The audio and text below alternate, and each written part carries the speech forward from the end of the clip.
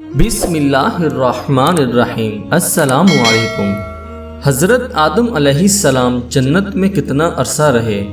امام اوزاعی رحمۃ اللہ علیہ نے حضرت حسان بن عطیہ سے نقل کیا ہے کہ جنت میں آدم علیہ السلام 100 سال تک قیام پذیر رہے، اور ایک روایت میں 60 سال تک کا ذکر ہے۔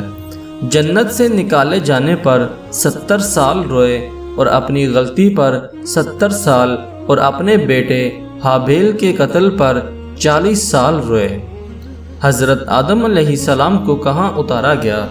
حضرت ابن عباس رضی اللہ عنہ سے مروی ہے کہ حضرت آدم علیہ السلام مکہ اور طائف کے درمیان ایک دہنا نامی زمین کی طرف اتارے گئے، اور حضرت حسن رحمۃ اللہ علیہ سے روایت ہے کہ حضرت آدم علیہ السلام ہندوستان میں اتارے گئے، اور حضرت حوا علیہ السلام جدہ میں، اور ابلیس دستمسان میں جو بصرہ سے چند میل کے فاصلے پر ہے، اور سانپ کو اصبہان میں۔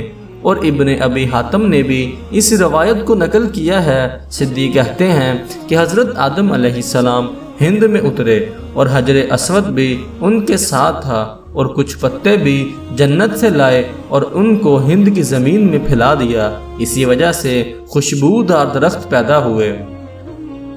حضرت ابن عمر رضی اللہ عنہ فرماتے ہیں کہ آدم علیہ السلام کو صفا اور حضرت حوا علیہ السلام کو مروہ پر اتارا گیا۔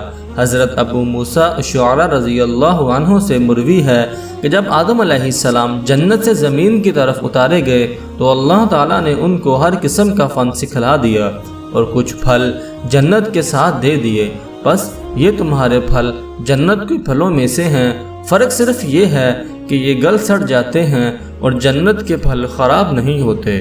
اور حضرت ابن عباس رضی اللہ عنہ سے ایک روایت یہ بھی ہے کہ آدم علیہ السلام جنت میں صرف نماز عصر سے غروب آفتاب کے درمیانی عرصے جتنا ٹھہرے ہیں۔